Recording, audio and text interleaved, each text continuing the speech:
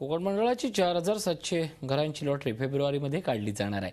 ही सर्व घरं विरार बोळीमध्ये असतील, तर मुंबईसाठी 1500 घरांची लॉटरी पुढच्या मे महिन्यात काढण्यात येणार आहे। मुंबईतल्या सायन, पवई, बोरिवली आणि गोरेगाव भागामध्ये ही घरं असतील।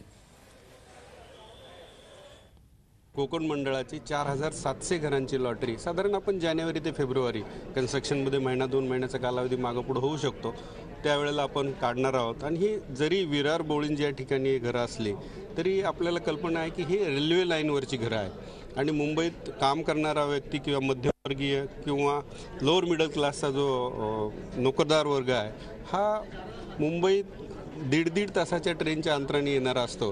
त्यामुळं याचा निश्चितपणे ह्या गरजू लोकांना LIG आणि MIGच्या कॅटेगरीच्या लोकांना ह्या 4700 घरांचा फायदा होणार आहे। फेब्रुवारीमध्ये साधारण आम्ही ती लॉटरी काढू आणि पुढच्या वर्षी साधारणपणे 1500 घरांची प्रॉपर मुंबईमध्ये आमचं नियोजन आहे। झी 24 तास रहा एक पाऊल पुढे।